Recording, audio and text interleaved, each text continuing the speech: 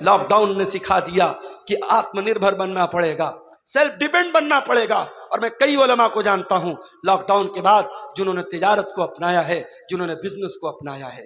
میرے عزیزوں، جو قوم اپنے علماء کو بندھوا مزدور بنا کے رکھتی ہے، مسجد کے امام کو فیملی کوارٹر تک دینا نہیں چاہتی ہے، مدرسے کے ٹیچر کو پریوار کے ساتھ رہنے کی اجازت نہیں دیتی ہے، اس کے بعد ہم کہتے صاحب مدرسے کے ٹیچر نے یہ حرکت کر دی، مسجد کے امام نے یہ حرکت کر دی، کھلے عام الفاظ میں سن لو، ان فتنوں کو دعوت ہم نے دی ہے، ان فتنوں کو دعوت ہم نے دی ہے۔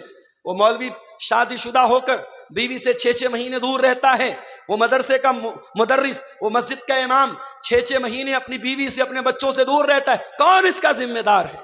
اس کی بیوی اپنے شوہر کے رہنے کے باوجود بیوہ کی زندگی بسر کر رہی ہے، اس کے بچے اپنے باپ کے رہنے کے باوجود یتیم کی زندگی بسر کر رہے ہیں۔ اگر اس مولوی کی شہوت میں اگر ابال آیا، اس نے غلط قدم اٹھایا، وہ مولوی یقیناً گنہگار ہوگا، وہ عالم یقیناً گنہگار ہوگا، مگر گنہگار تو یہ سماج بھی ہوگا، گنہگار تو ہم اور آپ بھی ہوں گے کہ ہمارے پاس اپنے بچوں کے ساتھ تو رہنے کے لیے انتظام ہے، اپنے علماء کے لیے فیملی کوارٹر کا انتظام نہیں کرتے۔ میرے بھائیوں، اگر مسجد کے امام کے لیے فیملی کوارٹر کا انتظام نہیں کرتے تو معاف کرو، ہٹا دو امام کو، خود ہی نماز پڑھو اور پڑھاؤ، مت رکھو امام کو۔ آپ فتنوں کو دعوت مت دو میرے عزیزوں، یہ دور فتنوں کا دور ہے، اور اس دور کا بہت بڑا فتنہ مال کا فتنہ ہے۔ اللہ کے پیارے نبی نے فرمایا لِكُلِّ أُمَّةٍ فِتْنَةٌ وَفِتْنَةُ أُمَّتِي الْمَالِ، ہر امت کا ایک فتنہ ہوگا، اور میری امت کا فتنہ کیا ہوگا؟ مال ہوگا۔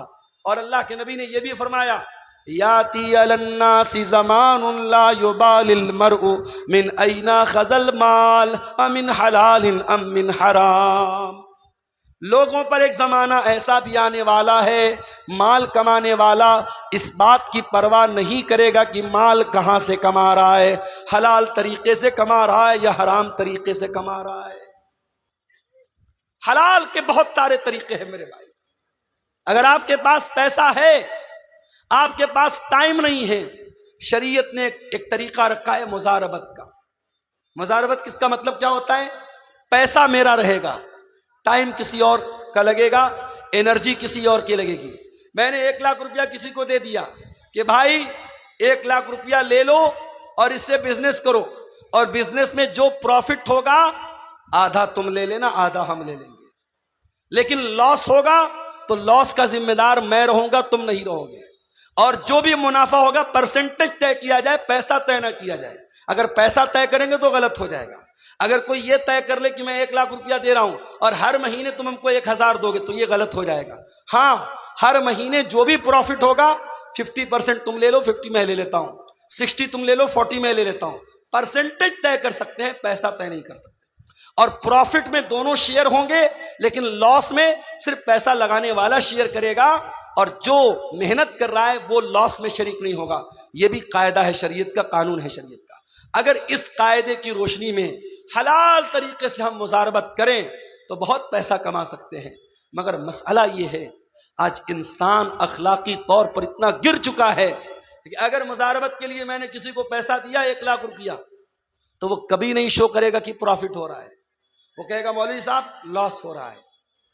ایک انسان دوسرے انسان پر بھروسہ کرنے کو تیار نہیں ہے، کیونکہ اخلاق اتنا گر چکا ہے میرے بھائیوں، انسان دھوکہ دینے میں، فراڈ کرنے میں دیر نہیں کرتا ہے۔ مسلمان یہ بھول گیا، اس کے نبی کا فرمان ہے من غشنا فلیس منا، جو دھوکہ دھڑی کرے، جو فراڈ کرے، جو اپنے مسلمان بھائی کے ساتھ غلط طریقے سے ویوہار کرے، وہ ہم میں سے نہیں ہے۔ مسلمان یہ بھول گیا، اللہ کا کلام کہتا ہے وَيْلٌ لِّلْمُطَفِّفِينَ الَّذِينَ إِذَا اكْتَالُوا عَلَى النَّاسِ يَسْتَوْفُونَ وَإِذَا كَالُوهُمْ أَوْ وَزَنُوهُمْ يُخْسِرُونَ، بربادی ہے ناپ تول میں کمی کرنے والوں کے لیے۔ ناپ تول میں کمی کا مطلب صرف یہی نہیں ہوتا کہ ترازو میں ڈنڈی مار لی جائے، سامان کم تول کے دیا جائے۔ ناپ تول میں کمی کا ایک مطلب یہ بھی ہے کہ جب اپنا فائدہ نظر آئے، اپنا مفاد نظر آئے تو انسان دونوں ہاتھوں سے فائدہ وصول لے، اور جب سامنے والے کو فائدہ دینے کی بات آئے تو انسان راستہ بدل دے، اپنے لیے الگ معیار اور سامنے والے کے لیے الگ معیار۔ یہ بھی ناپ تول میں کمی ہے میرے بھائیوں، اور قرآن کہتا ہے ناپ تول میں کمی کرنے والوں کے لیے بربادی ہے۔ اور آگے بڑھیے، یہ جو حرام کمائی ہوتی ہے نا، یہ ہمارے بیوی بچوں کے اوپر بھی اثر ڈالتی ہے۔ اگر آپ کے گھر میں حرام کمائی آئی ہے، یقین کر لو میرے بھائی، آپ کی بیوی سے آپ کے رشتے پر بھی اثر پڑے گا، بچے نافرمان ہو جائیں گے، ماں باپ کی صحت گر جائے گی، گھر کا سکون ختم ہو جائے گا۔ بعض سلف کہتے ہیں کہ میں اپنے گناہوں کا اثر اپنی بیوی کے اخلاق میں اور اپنی سواری کے پھسلنے میں محسوس کرتا ہوں۔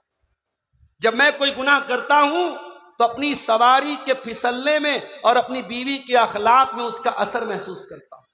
حرام کمائی گھر میں آئے گی میرے بھائی، آپ کی ذات پر، آپ کے بچوں پر، آپ کے پریوار پر اس کا اثر پڑے گا۔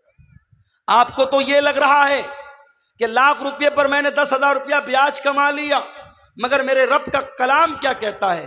یمحق اللہ الربا ویربی الصدقات، اللہ سود اور بیاج کو مٹاتا ہے، اللہ سود اور بیاج کی برکت کو ختم کرتا ہے، اللہ صدقہ خیرات کو بڑھاتا ہے۔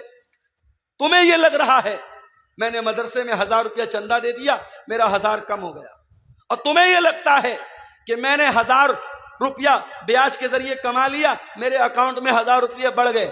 تیرے کیلکولیٹر میں بڑھ گیا، اللہ کے کیلکولیٹر میں جو تو پیسہ بیاج سے کما رہا ہے وہ بڑھا نہیں ہے، وہ گھٹ رہا ہے۔ اور ہم دیکھتے ہیں میرے بھائی، جن گھروں میں حرام کی کمائی آتی ہے، پیسے کی دولت کی ریل پیل ہونے کے باوجود ان گھروں میں سکون نہیں ہوتا، ان گھروں کی لڑکیاں بے پردہ ہونے لگتی ہیں، ان گھروں کے لڑکے بے حیا ہونے لگتے ہیں، ان گھروں کا چین اور سکون برباد ہو جاتا ہے۔ بنارس کے ساڑی کے کاروبار میں ہم نے دیکھا، ایک زمانہ تھا جب ہاتھ سے لوگ کرگے پر، مشین نہیں تھی اس زمانے میں، ہاتھ کی کرگے ہوتی تھی اور اس پر لوگ ساڑی تیار کرتے تھے، اور رات میں مشین نہیں چلتی تھی، رات میں کام نہیں ہوتا تھا، صبح فجر کے بعد لوگ بیٹھتے تھے اور شام تک کام کرتے تھے، اور ایک آدمی گھر میں کماتا تھا، پورا گھر آرام سے کھاتا تھا۔ آج مشین کا دور آ گیا، آج رات بھر مشین بھی چل رہی ہے، بنارس چلے جاؤ، مئو چلے جاؤ، بھیونڈی چلے جاؤ، کھٹر کھٹر پٹر پٹر کی آواز رات بھر ملے گی آپ کو۔ محنت 24 گھنٹہ ہو رہی ہے، باپ بھی محنت کر رہا، بیٹا بھی محنت کر رہا، سارے بھائی بھی محنت کر رہے، برکت ختم ہو گئی میرے بھائی، برکت ختم ہو گئی، کمانے والے ہاتھ بڑھ گئے مگر گھر کے اندر کمائی میں کوئی برکت نہیں۔ ایسا کیوں ہے؟ کیونکہ اب حلال و حرام کی کوئی تمیز نہیں ہے، اب پیسہ آنا چاہیے، حلال طریقے سے آئے چاہے حرام طریقے سے آئے۔ میرے بھائیوں یاد رکھو، یہ سود اور بیاج کا پیسہ اگر آپ کے گھر میں آیا ہے، ایک بہت شکل عام ہو رہی ہے سود اور بیاج کی، جس کو ہمارے یہاں گروپ لون بولتے ہیں۔ گروپ لون کی شکل بہار اور جھارکھنڈ میں بڑی تیزی سے رائج ہوئی ہے، اور بڑے افسوس کی بات یہ ہے کہ یہ لون صرف عورت کو دیا جا رہا ہے، عورتوں کو اکٹھا کر کے ان سے سائن کروایا جاتا ہے، بینک کا کرمچاری آتا ہے، ہر ہفتے عورتوں سے پیسہ لیتا ہے، بڑی آسانی سے 25,000 50,000 کا اماؤنٹ مل جاتا ہے۔ ارے اللہ کے بندو، اللہ کے بندو، اللہ سے ڈرو۔ تمہارے سماج میں لاکھوں کی تعداد میں ایسے لوگ ہیں، اگر چاہیں ایک کوآپریٹو تنظیم بنا لیں، ایک کوآپریٹو بینکنگ سسٹم بنا لیں، اور بغیر بیاج کے یہ چھوٹی چھوٹی رقم بھروسے مند آدمی کو تحقیق کرنے کے بعد، جس کو کوئی بزنس اسٹارٹ کرنا ہو، کوئی کام اسٹارٹ کرنا ہو، یہ 25-50 ہزار کی رقم دے کے کام اسٹارٹ کر دیں۔ شریعت کہتی ہے آپ لوگوں کا کام شروع کرا دو، لوگوں کو بھیک مانگنے پر اور لوگوں کو سود کھانے پر مجبور مت کرو۔ آج سود اور بیاج، بڑی معمولی رقم پر سود اور بیاج کھایا جا رہا ہے، اور گھر کی عورتوں کو اس میں انوالو کیا جا رہا ہے۔ حرام کمائی کی ایک شکل اور بھی ہے، اور وہ کیا ہے؟ کسی دوسرے کی زمین پر ناجائز قبضہ کر لینا۔ اتر پردیش میں ایک بہت بڑے باہوبلی تھے، اب اس دنیا میں نہیں ہیں، میں نام نہیں لوں گا، اگر آپ عقل مند ہوں گے، سمجھدار ہوں گے تو سمجھ جائیں گے۔ آج لوگ کہتے ہیں صاحب مسلمان تھے، مسلمان تھے، بڑا ظلم ہوا، مگر ان کا ٹریک ریکارڈ جب اٹھا کے دیکھو، ان کا جب اتہاس اٹھا کے دیکھو تو معلوم یہ ہوا کہ ان کا کام کیا تھا؟ جس زمین پر ہاتھ رکھ دیا وہ زمین ان کے باپ کی ہو گئی، زمین ان کے باپ کی ہو گئی، زمین مسلمان کی ہو غیر مسلم کی ہو، جہاں پہ وہ صاحب آ گئے، چلو ہٹو بھائی فلاں کے آدمی ہیں، زمین چھوڑ دو، زمین چھوڑ دو۔ جس کھیت پہ ہاتھ رکھ دیا وہ کھیت ان کے باپ کا، جس زمین پہ ہاتھ رکھ دی وہ زمین ان کے باپ کی. اور یہ کام کرنے والا سینہ ٹھوک کے مسلمانوں سے کہتا ہے میں تمہارا لیڈر ہوں، میں تمہارا لیڈر ہوں. ایسے لیڈر اگر ہوں، ہمیں نہیں چاہیے ایسے لیڈر، ہمیں نہیں چاہیے ایسے لیڈر جو لوگوں کے مال پر ناجائز قبضہ کریں.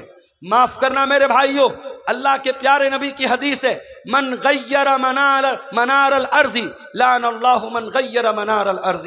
جو لوگوں کی زمین اور جائیداد کی جو بارڈر ہے، جو نشان ہے، اس کو مٹا دے اور زمین و جائیداد پر ناجائز قبضہ کر لے، اللہ کے نبی نے فرمایا اس انسان پر اللہ کی لعنت ہو. زمین و جائیداد پر ناجائز قبضہ کر کے کہاں جاؤ گے میرے بھائی؟ اگر ایک بالشت، یہ جو ہمارے پنجے کا جو ناپ ہے نا، اس کو اردو میں بالشت بولتے ہیں، پتہ نہیں آپ کے شیر آبادی بھاشا میں کیا بولتے ہیں، ہمارے بنارس میں اس کو بتا بولتے ہیں، بتا، یہاں بھی بتا بولتے ہیں. ایک بتا زمین اگر آپ نے کسی کی ناجائز قبضہ کر لی، حدیث کے الفاظ کیا ہیں؟ تُفِّقَ مِن سَبْعِ أَرْضِينَ يَوْمَ الْقِيَامَةِ. قیامت کے دن ایک بتا زمین ناجائز ہڑپنے والا 7 زمینوں کا توق اس کی گردن میں ڈالا جائے گا. اللہ اکبر! اتنا بڑا گناہ ہے، اتنا بڑا گناہ ہے. آج مقدمے عدالتوں میں چلے جاؤ، مسلمان اپنے بھائی کی زمین، بیٹا اپنے باپ کی زمین، بھائی اپنی بہن کی زمین پر ناجائز قبضہ کر کے بیٹھا ہے. سب سے زیادہ مقدمے آپ کو مسلمانوں کے ملیں گے. یہ اس قوم کا حال ہے میرے بھائی. اللہ ہم سب کی حفاظت فرمائے. اور آگے بڑھیے، حرام کمائی کا ایک اور راستہ ہم اس سماج میں دیکھتے ہیں، اور وہ کیا ہے؟ وہ ہے صاحب سودی رقم. ہم کھا تو نہیں رہے مگر سودی رقم کھلا رہے ہیں. موبائل لے لیا فٹ سے ہم نے، ای ایم آئی پر، لون پر لے لیا ہم نے، کریڈٹ کارڈ پر لے لیا ہم نے، اور جب لے لیا تب علماء سے آ کے دھیرے سے پوچھتے ہیں مولانا صاحب یہ قسطوں پر موبائل لینا کیسا ہے؟ ارے تو جو موبائل لے کے آئے قسط پر لیا؟ قسط پر لیا نا، تو لینے کے پہلے مسئلہ پوچھنا چاہیے تھا کہ لینے کے بعد پوچھ رہا ہے. قسط کے اوپر گاڑی لینا کیسا ہے؟ قسط کے اوپر موبائل لینا کیسا؟ کان کھول کر کے سن لو، قسط پر کوئی سامان لینا جائز ہے، ناجائز نہیں ہے. مگر اس میں کنڈیشن کیا ہے؟ کنڈیشن یہ ہے کہ جو سامان بیچنے والا ہے اس سے آپ کو لینا ہے. یہاں جب آپ موبائل قسط پر لیتے تو موبائل کی کمپنی سے یا دکاندار سے نہیں لیتے، آپ بینک سے لیتے ہیں. آپ بجاج کا کارڈ استعمال کرتے ہیں، Bajaj company, Bajaj finance company آپ کو فائننس کرا رہی ہے. آپ بائک لون پہ لے رہے ہیں، آئی سی آئی آپ کو لون دے رہی ہے، ایچ ڈی ایف سی آپ کو لون دے رہی ہے، ہیرو کی یا ہونڈا کی کمپنی آپ کو لون نہیں دے رہی. پہلی بات تو یہ سمجھ لیجیے، جس کا سامان ہے اس سے آپ قسط پر لیں گے، تھرڈ پرسن سے نہیں لیں گے. اور اگر تھرڈ پرسن سے لے رہے ہیں تو اس کا مطلب آپ اس سے پیسہ ادھار لے رہے ہیں، سامان نہیں خرید رہے، پیسہ ادھار لے رہے ہیں. اور پیسہ اگر ادھار لے رہے ہیں تو شریعت کا ایک قانون یاد رکھو کہ ہم ادھار پیسہ کسی سے بھی اگر لیں گے یا دیں گے، ادھار پیسے کے اوپر کوئی پروفٹ کمانا جائز نہیں ہے. میں نے آپ کو 1 لاکھ روپیہ دے دیا، 1 لاکھ روپیہ آپ کو جب میں نے دیا تو آپ نے اپنا موبائل ہم کو دے دیا. اب یہ موبائل میں یوز کر رہا ہوں، موبائل آپ کا بس یوز کر رہا ہوں، بیچ نہیں رہا ہوں، یوز کر رہا ہوں.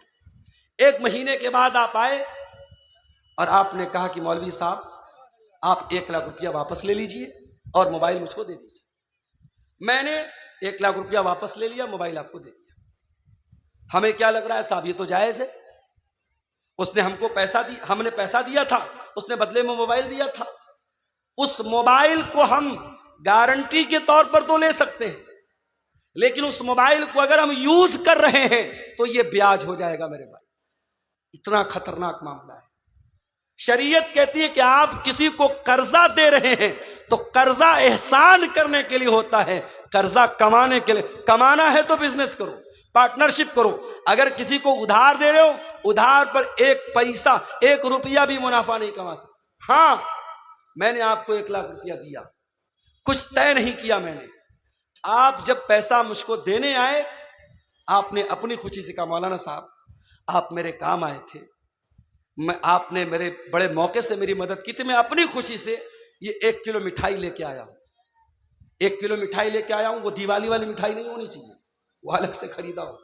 1 کلو مٹھائی لے کے آئے بغیر مانگے. تو یہ بیاج میں نہیں شامل ہوگی، بلکہ یہ اللہ کے رسول کا طریقہ تھا کہ جب آپ کسی سے قرض لیتے تھے تو واپسی کے ٹائم کچھ بڑھا کے دے دیتے تھے۔ یہ بڑھا کے دینا یہ انسانیت کا اور حسن اخلاق کا تقاضا ہے، یہ بیاج نہیں ہے۔ لیکن ادھار میں کوئی قسم کا پروفٹ پہلے سے طے کر لینا اور وہ پروفٹ دینا یا لینا یہ حرام ہے۔ اور آپ جب فائننس پر موبائل لیتے ہیں تو 2%، 3%، 4%، 12% کچھ نہ کچھ آپ اس میں بیاج دیتے ہیں، اور کچھ نہیں دیتے تو کم سے کم اگر ای ایم آئی آپ نے ٹائم سے پیمنٹ نہیں کیا، مہینے کی 1 تاریخ کو ای ایم آئی کا ٹائم آیا، آپ نے پیمنٹ نہیں کیا تو پہلی بات تو موبائل بند ہو جائے گا۔ موبائل کا سسٹم ہے وہ لاک رہتا ہے، موبائل فوراً بند ہو جائے گا۔ اور اس کے بعد 2 دن بعد آپ جب پیمنٹ کریں گے، اگر ہر مہینے 2000 دے رہے ہیں تو 100 روپیہ بڑھا کے دینا پڑے گا۔ یہ جو بڑھا کے آپ دے رہے ہیں یہ کیا ہے؟ یہی سود ہے، یہی بیاج ہے، اور ایک موبائل کے لیے آپ بیاج دے رہے ہیں۔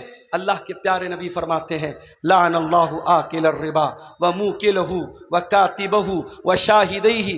آپ نے فرمایا سود کھانے والا، سود کھلانے والا، سود لکھنے والا، سود کی گواہی دینے والا، سب پر اللہ کی لعنت۔ اور آپ نے فرمایا سب برابر ہیں، ہم سوا، سب برابر ہیں۔ یہ سود اتنا بڑا گناہ ہے، یہ بیاج اتنا بڑا گناہ ہے۔ اللہ کے نبی فرماتے ہیں، مستدرک الحاکم کی حسن درجے کی روایت ہے، الربا 73 بابا، کہ سود کے 70 سے زیادہ دروازے ہیں، سود کے 70 سے زیادہ درجے ہیں۔ ایسرھا ان ینکح الرجل امہ، اور اس میں سب سے ہلکا درجہ یہ ہے انسان اپنی سگی ماں کے ساتھ زنا کرے، اپنی سگی ماں کے ساتھ زنا کرے۔ کون تصور نہیں کر سکتا انسان اپنی سگی ماں کے ساتھ زنا؟ تو بڑی دور کی بات ہے، اس کو غلط نظر سے دیکھ بھی نہیں سکتا انسان۔ سود اور بیاج کھانا اپنی سگی ماں کے ساتھ زنا کرنے سے بڑا پاپ ہے میرے بھائی۔ اور یہ پاپ آج کا مسلمان دھڑلے سے کر رہا ہے، روزہ نماز کر کے کر رہا ہے، ماتھے پر سجدے کا نشان لگا کے کر رہا ہے، چہرے پر داڑھی رکھ کے کر رہا ہے۔ خبردار میرے بھائی، اس سود اور بیاج سے باز آ جاؤ، باز آ جاؤ، اس حرام کمائی سے اپنے گھروں کو، اپنے دامن کو بچا لو۔ اور آگے بڑھیے میرے بھائیوں، صحابہ کرام کو دیکھیے۔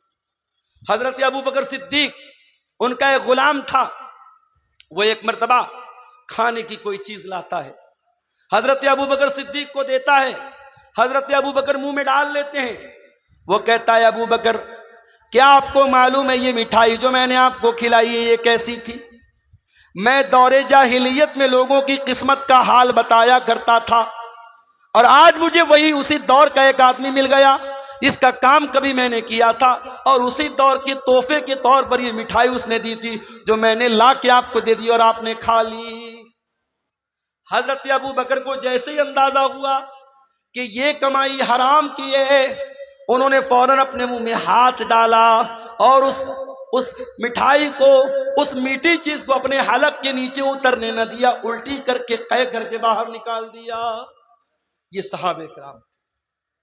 اور یہی نہیں، ہمارے پیارے نبی صلی اللہ علیہ وسلم اپنے گھر والوں کو بھی حلال و حرام کی بڑی سختی سے تعلیم دیتے۔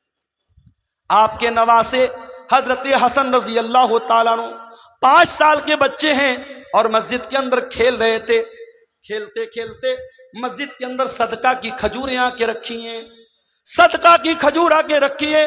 حضرت حسن نے کھجور اٹھائی اور کھجور اٹھا کے منہ میں ڈال لی۔ 5 سال کے بچے کو کیا پتا کہ کھجور کیسی ہے؟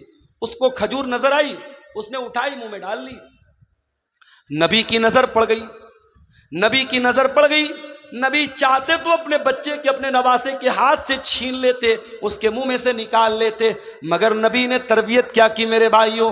اللہ کے پیارے نبی نے اپنے 5 سال کے نواسے سے فرمایا کک کک، بیٹا تھوک دے، بیٹا منہ سے نکال دے۔ اما شعورتا انا لا ناکل صدقہ، اے میرے بچے کیا تو نہیں جانتا کہ ہم صدقہ نہیں کھاتے؟ میرے بچے یہ صدقہ کی کھجور ہے اور تو نبی کا نواسا ہے، تو نبی کے اہل بیت میں سے، کیا تجھے معلوم نہیں کہ تیرے نبی کے اوپر اور نبی کے اہل بیت کے اوپر صدقہ حرام ہے؟ صدقہ حرام ہے، نبی کے اہل بیت پر صدقہ حرام ہے۔ یہ تعلیم دی ہے جناب محمد رسول اللہ صلی اللہ علیہ وسلم نے اپنے 5 سال کے نواسے۔ یہ احتیاط تھی میرے بھائی۔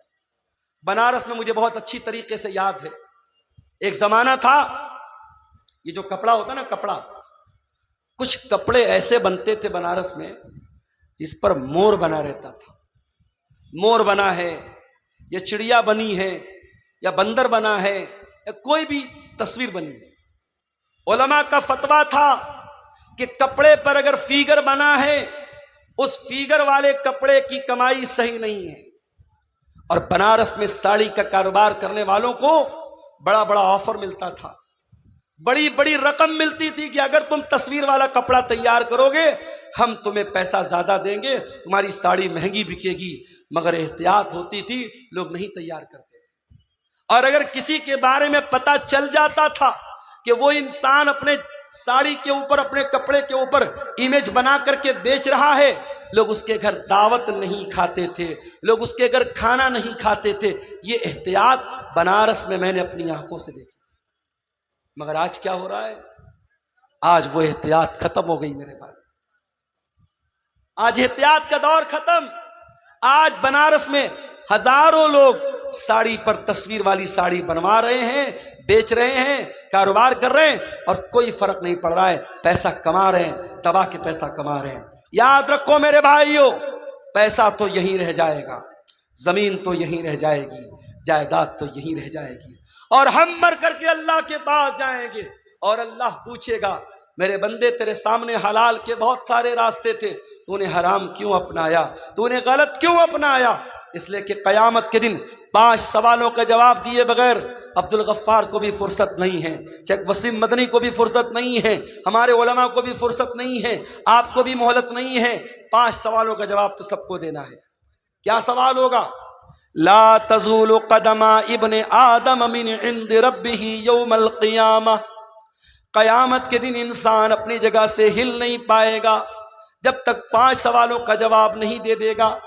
نمبر 1، ان عمرہ فیما افنا، تو نے اپنی زندگی کو کہاں گزارا تھا. نمبر 2، وعن شبابہ فیما بلا، تو نے اپنی جوانی کو کہاں گزارا تھا.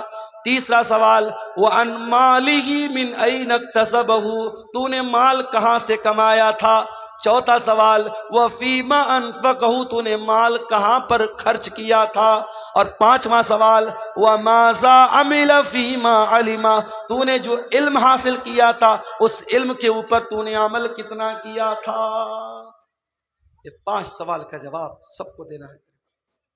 کہاں سے پیسہ کمایا، حلال طریقے سے کمایا کہ حرام طریقے سے کمایا. اور خبردار، مسجد میں لوگ جاتے ہیں نا، بڑا احترام کرتے ہیں مسجد کا. مسجد کا سامان کوئی جلدی چوری نہیں کرتا. کیوں صاحب؟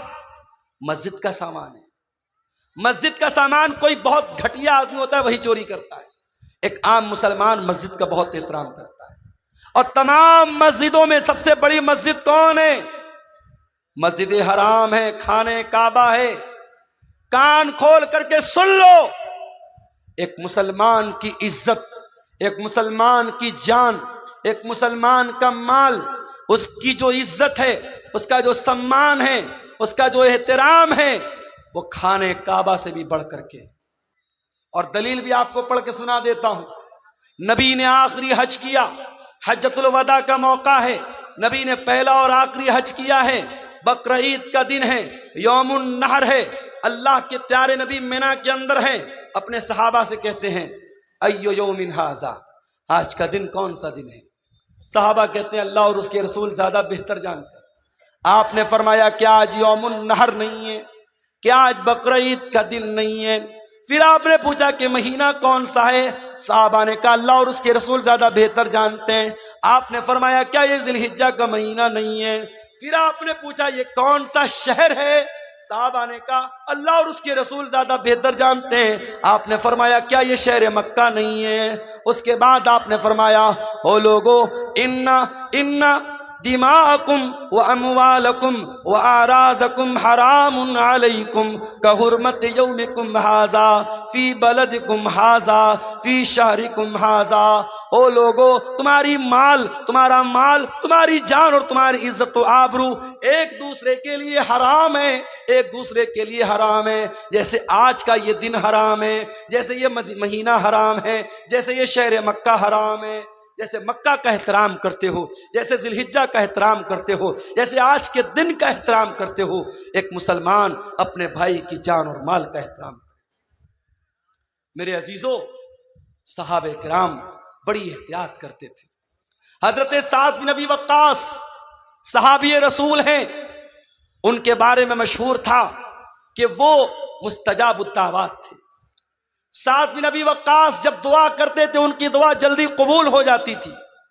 کسی نے پوچھا کہ اے سعد بن ابی وقاص، کیا بات ہے، آپ کون سا ایسا عمل کرتے ہیں کہ آپ کی دعا بہت جلدی قبول ہو جاتی ہے؟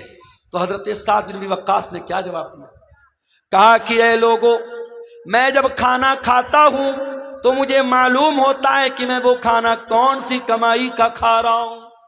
میں جب بھی کوئی لقمہ اٹھا کر کے اپنے منہ میں ڈالتا ہوں، جب تک یقین نہ ہو جائے، جب تک کنفرمیشن نہ ہو جائے، جب تک یہ متعین نہ ہو جائے کہ میں حلال کمائی کا اور پاکیزہ کمائی کا لقمہ کھا رہا ہوں، تب تک وہ لقمہ اپنے حلق کے نیچے نہیں اتارتا ہوں۔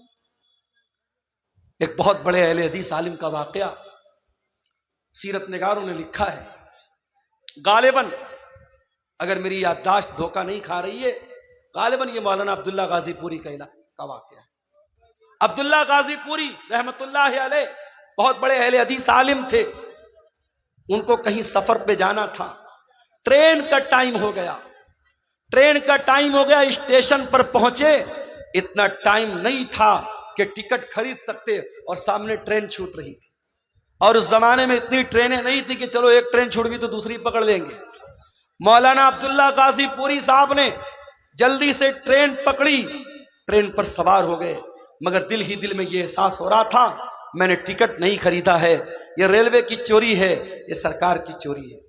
جب مولانا عبداللہ غازی پوری کی منزل آ گئی، جب انہوں نے اپنی منزل پر وہ اتر گئے، تو جس اسٹیشن سے وہ وہاں تک آئے تھے اس اسٹیشن تک کا انہوں نے ٹکٹ خریدا، حالانکہ کوئی ٹی ٹی نہیں تھا، کوئی چیک کرنے والا نہیں تھا، کوئی ٹکٹ کو چیک کرنے والا، کوئی پکڑنے والا نہیں تھا۔ کبھی کبھی ایسا ہوتا ہے، میں بنارس سے ابھی پچھلے ہفتے کی بات ہے، ایک پروگرام تھا میرا ارریا میں، اب بنارس سے میں چلا، اتفاق سے تہوار کا دن تھا، ٹرین پہ رش بہت تھا اور پہلے سے میں نے ریزرویشن نہیں کرایا تھا۔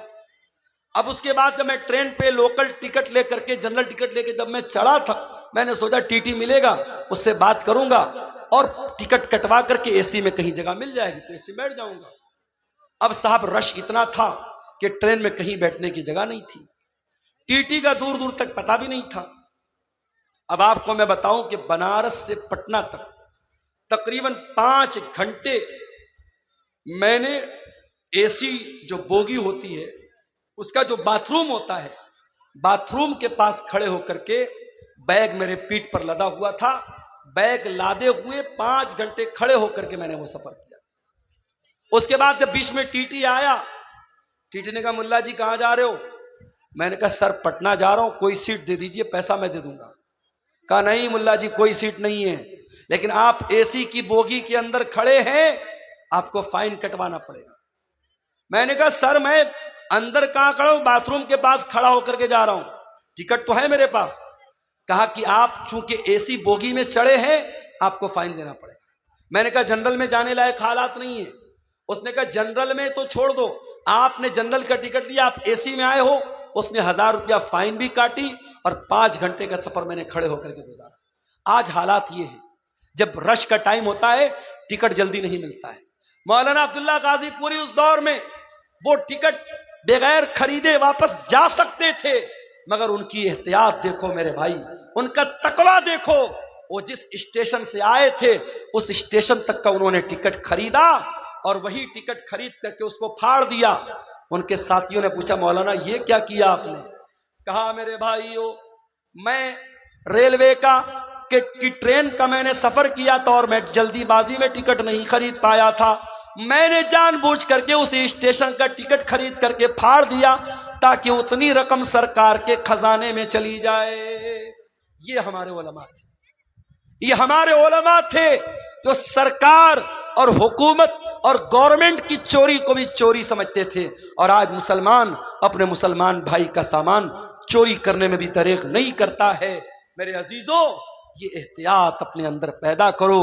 سلف کہا کرتے تھے اطب مطعمک تکن مستجاب الدعوات، اپنی کمائی کو حلال کر لو، تمہاری دعائیں قبول ہونے لگیں گی۔ امام ابو حنیفہ رحمۃ اللہ علیہ بہت بڑے امام گزرے ہیں، اللہ کی رحمتیں نازل ہو ان کے اوپر۔ امام ابو حنیفہ رحمۃ اللہ علیہ نے ایک آدمی کو قرضہ دیا، قرضہ دے دیا اس نے سمے پر ٹائم پر قرضہ نہیں لوٹایا۔ امام ابو حنیفہ رحمۃ اللہ علیہ اس آدمی کے دروازے پر گئے، گرمی کا موسم تھا، دھوپ نکلی ہوئی تھی، اور امام ابو حنیفہ دروازے کے پاس کھڑے ہیں۔ دروازہ کھلتا ہے اور اس انسان کے مکان کے اندر ایک بہت بڑا پیڑ ہے، ایک بہت بڑا درخت ہے۔ وہ انسان ریکویسٹ کرتا ہے، امام صاحب آپ ٹھیک ہے پیسہ لینے آئے ہیں، قرضہ لینے آئے ہیں، لیکن امام صاحب گرمی کا موسم ہے، دھوپ بہت تیز نکلی ہے، آپ میرے دروازے کے اندر چلے آئیں اور اس پیڑ کی چھایا میں آپ آ جائیں، اس پیڑ کی چھاؤں میں آ جائیں۔ آپ کو گرمی لگ رہی ہے، دھوپ لگ رہی ہے، آپ اتنے بڑے عالم ہیں، ہم سے دیکھا نہیں جاتا ہے، آپ کو شوبھا نہیں دیتا ہے۔ امام ابو حنیفہ کہتے ہیں اے میرے بھائی، تو نے اگر مہمان کے طور پر بلایا ہوتا، میں تیرے گھر میں بھی آیا ہوتا، تیرے پیڑ کے نیچے کھڑا بھی ہوتا اور ایک گلاس پانی بھی میں نے پیا ہوتا، مگر میں مہمان بن کے نہیں آیا ہوں، میں اپنا قرضہ لینے کے لیے آیا ہوں، اور مجھے اس بات کا ڈر ہے اگر میں تیرے مکان کے اندر داخل ہو گیا اور تیرے پیڑ کی چھاؤں میں آ گیا تو یہ بھی ایک طریقے کا پروفٹ ہو جائے گا، یہ بھی ایک طریقے کا منافع ہو جائے گا، اور میں نے چونکہ تم کو قرضہ دیا ہے اور قرضے پر اگر میں نے یہ پروفٹ حاصل کر لیا، یہ منافع میں نے حاصل کر لیا، تو مجھے اس بات کا ڈر ہے کہ کہیں یہ بھی سود اور بیاج میں شامل نہ ہو جائے۔ اللہ، کتنا پیارا ہمارا دین ہے میرے بھائی، کتنا پیارا ہمارا دین ہے، کتنی احتیاط کرتے تھے ہمارے اسلاف کہ کسی کو پیسہ ادھار دیا ہے تو اس کے مکان کے پیڑ کی چھاؤں میں بھی جانا انہوں نے گوارا نہیں کیا۔ امام احمد ابن حنبل کے پاس ایک عورت آتی ہے، غور سے سننا یہ واقعہ۔ امام احمد ابن حنبل کے پاس ایک عورت آتی ہے، اے امام احمد ابن حنبل، ایک مسئلہ پوچھنے آپ کے پاس آئی ہوں۔ کیا مسئلہ ہے؟ اے امام اہل سنت، اے امام احمد ابن حنبل، مسئلہ یہ ہے کہ میں کپڑا تیار کرتی ہوں، کپڑا بنتی ہوں، اور میں دن میں بھی کام کرتی ہوں، رات میں بھی کام کرتی ہوں۔ دن میں سورج کی روشنی میں کام کرتی ہوں، رات کو میں چراغ جلا کر کے چراغ کی روشنی میں کام کرتی ہوں۔ اے امام احمد ابن حنبل، جب کپڑا تیار ہو جاتا ہے تو کپڑے کی کوالٹی میں کچھ کپڑا جو سورج کی روشنی میں تیار ہوتا ہے اس کی کوالٹی تھوڑی الگ ہوتی ہے، اور جو کپڑا چراغ کی روشنی میں تیار ہوتا ہے اس کی کوالٹی میں تھوڑا فرق ہوتا ہے۔ اے امام احمد ابن حنبل، میں مسئلہ پوچھنے آئی ہوں، جب میں یہ کپڑا مارکیٹ میں بیچنے جاؤں گی، جب میں اس کپڑے کو بازار میں بیچنے جاؤں گی تو کیا مجھے یہ کلیئر کرنا پڑے گا، کیا مجھ کو یہ بتانا پڑے گا کہ اس کپڑے کا کون سا حصہ میں نے سورج کی روشنی میں تیار کیا ہے اور کون سا کپڑا میں نے رات کے چراغ کی روشنی میں تیار کیا ہے؟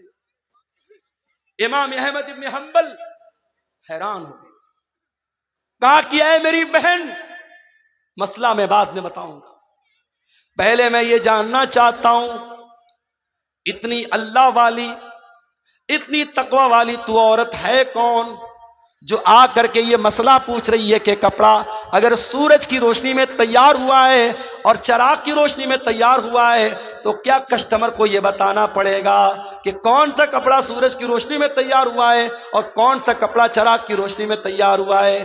اے میری بہن، میں جاننا چاہتا ہوں تیرا گھرانہ کون سا ہے، تیرا خاندان کون سا ہے، تو کون سے خاندان سے تعلق رکھتی ہے؟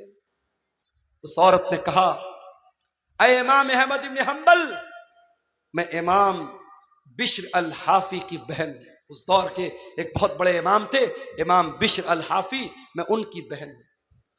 حضرت امام احمد ابن حنبل نے کہا واللہ میں نے بہت تعریف سنی تھی بشر الحافی کی، آج دیکھ لیا کہ ان کے گھرانے کے اندر کتنی دینداری ہے، کتنا تقوی ہے، کتنا اللہ کا ڈر ہے، کتنی احتیاط ہے کہ آج ان کی بہن آ کر کے مجھ سے مسئلہ پوچھ رہی ہے۔ میرے پیارے ساتھیوں، احتیاط اس کو کہتے ہیں، حلال و حرام کی چنتا اس کو کہتے ہیں۔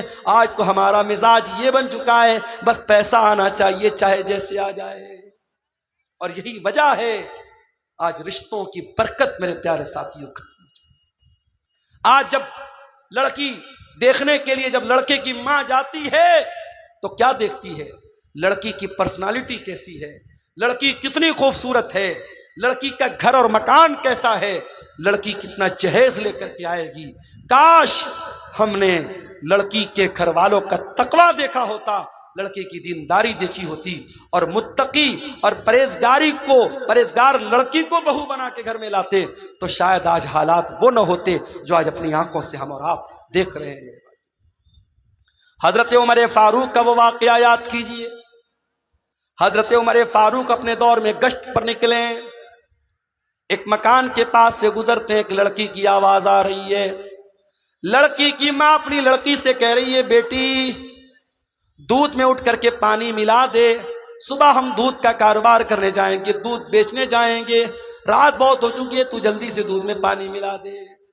لڑکی کہتی ہے، اے امی جان، کیا آپ کو پتا نہیں ہے امیر المومنین کا آرڈر آیا ہے، حضرت عمر کا حکم آیا ہے، دودھ میں پانی ملانا جرم ہے، دودھ میں پانی ملانا اپرادھ ہے، ہمیں مارکیٹ میں شدھ دودھ بیچنا ہے، ہمیں پیور دودھ بیچنا ہے، ہمیں خالص دودھ بیچنا ہے، ہمیں دودھ میں کوئی ملاوٹ نہیں کرنی ہے۔ ماں نے کہا، بیٹی یہاں کون سا عمر ہم کو دیکھ رہا ہے، یا کون سا عمر دیکھ رہا ہے، رات کا سناٹا ہے، رات کا ٹائم ہے، اندھیرا ہے، اے میری بچی تو جا کے دودھ میں پانی ملا دے، عمر کو پتا بھی نہیں ہوگا کہ ہم کیا کر رہے ہیں۔ بیٹی نے کہا، میری پیاری امی جان ٹھیک ہے، حضرت عمر فاروق ہم کو نہیں دیکھ پا رہے ہیں، ان کو پتا بھی نہ چلے گا، فَإِنَّ رَبَّ عُمَرَ يَرَانَا، اگر عمر ہم کو نہیں دیکھ رہے ہیں، اے امی جان عمر کا رب تو ہم کو دیکھ رہا ہے۔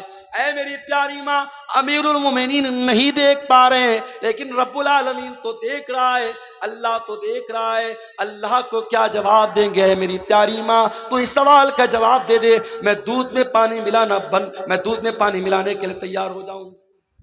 جب بیٹی نے یہ جواب دیا، ماں خاموش ہو گئی، ماں خاموش ہو گئی۔ میرے بھائیوں، تربیت کرو تو ایسی کرو کہ آپ کے بچے جہاں آپ سے غلطی ہو، آپ کے بچے آپ کا سدھار کر دیں، آپ کی اصلاح کر دیں۔ بیٹی نے جب یہ جملہ کہا ہے، ماں خاموش ہو گئی۔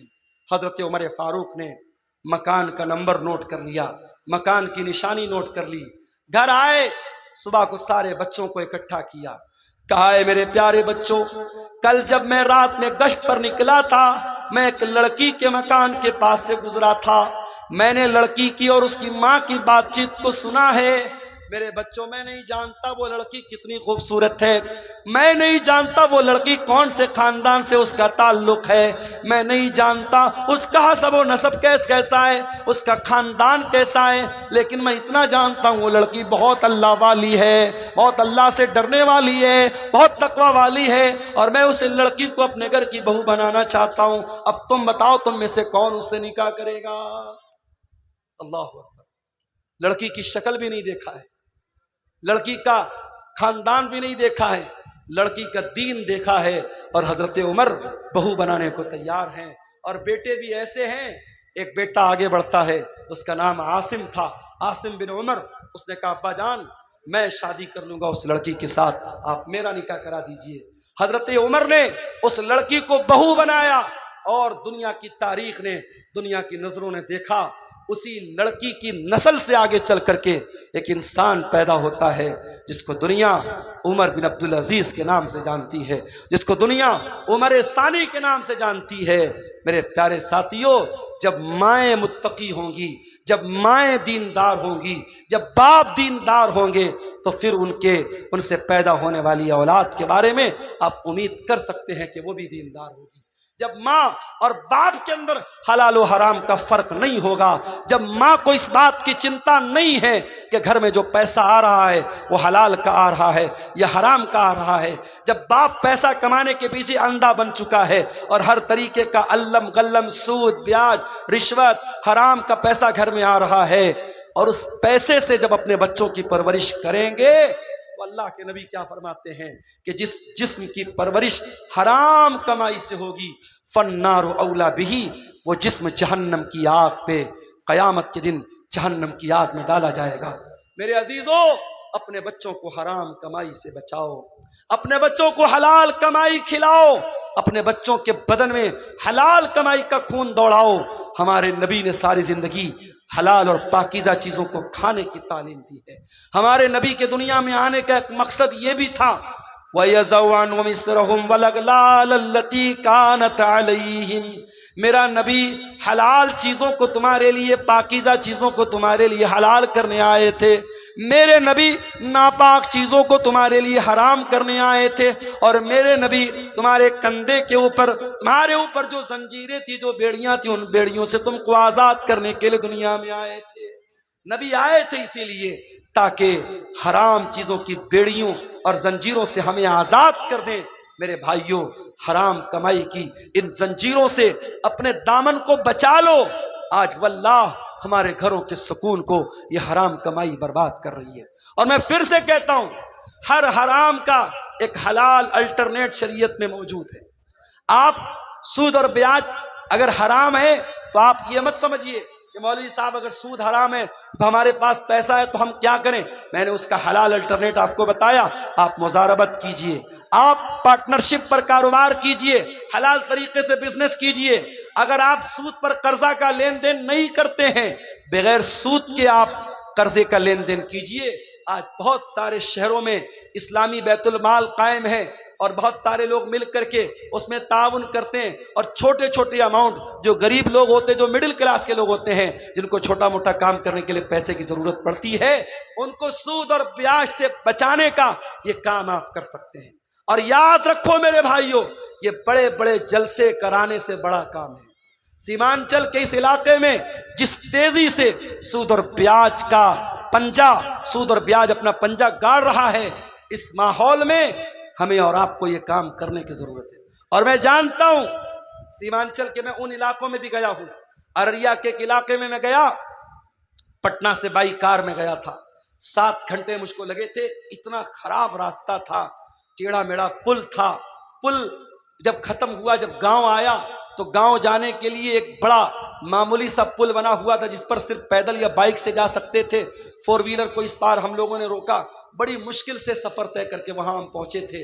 بڑے پچھڑے ہوئے علاقے بھی ہیں، کچھ سرکاروں کی بھی مہربانی ہے، راستوں کا بڑا معاملہ خراب ہے، مگر اسی سیمانچل کے علاقے میں شادی بیاہ پر لاکھوں کروڑوں خرچ کرنے والے لوگ بھی موجود ہیں۔